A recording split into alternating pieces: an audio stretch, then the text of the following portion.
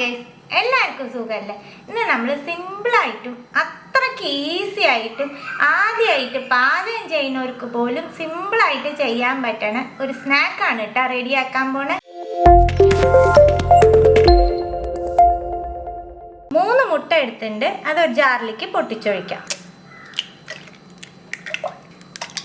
1/2 teaspoon കുരുമുളക് പൊടി, ഒരു നുള്ളു ഉപ്പ്, 1/4 ടീസ്പൂൺ മഞ്ഞൾപ്പൊടി, 1/4 കപ്പ് പാൽ ചേർക്കാം, 2 ടേബിൾ സ്പൂൺ മൈദ. ഇതെല്ലാം നമുക്ക് അടിച്ചെടുത്തിട്ട് വരാം. അടിച്ചെടുത്ത മിക്സ് ബൗളിലേക്ക് ചേർക്കാം.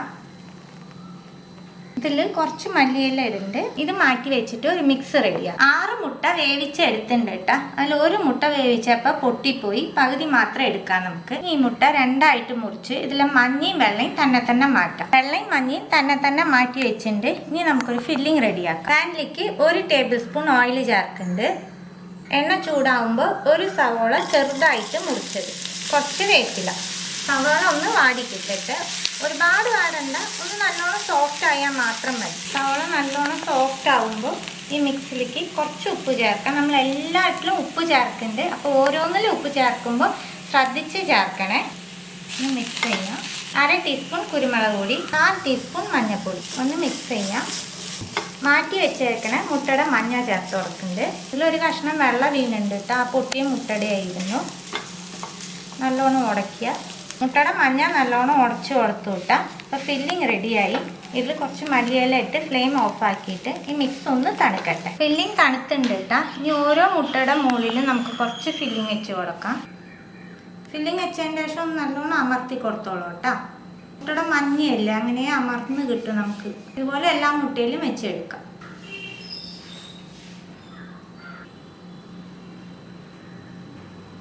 എല്ലാ മുട്ടയിലും ഫില്ലിങ് വെച്ച് കൊടുത്തു വിട്ടാൽ നമ്മൾ അടിച്ചു വെച്ചേക്കുന്ന മുട്ടയിലേക്ക് 1/2 ടീസ്പൂൺ ചില്ലി ഫ്ലേക്സ് ചേർക്കുന്നുണ്ട്. ഒന്ന് മിക്സ് ചെയ്ത് കൊടുക്കാം. ഉണ്ണിയപ്പക്കല്ലാണ് ഞാൻ സ്നാക്ക് റെഡിയാക്കാൻ പോണത്. ഇതെല്ലാ കുഴിയിലും ഒരു ഡ്രോപ്പ് എണ്ണ ഒഴിച്ച് ഒന്ന് സ്പ്രെഡ് ചെയ്ത് കൊടുക്കുന്നുണ്ട് കേട്ടോ. നമ്മൾ റെഡിയാക്കി വെച്ചേക്കുന്ന മാവ് ഓരോ കുഴിയിലും 1/4 ഭാഗം വെച്ച് ഒഴിക്കുന്നുണ്ട്. പാൻ വല്ലാണ്ട് ചൂടായിട്ടില്ല കേട്ടോ ഞാൻ ഇത് ഒഴിക്കുമ്പോൾ.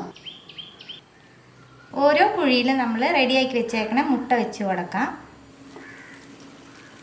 ഇതിൻ്റെ മുകളിൽ റെഡിയാക്കി വെച്ചേക്കണ മാവ് കുറച്ചും കൂടി ഒഴിച്ചു കൊടുക്കാം.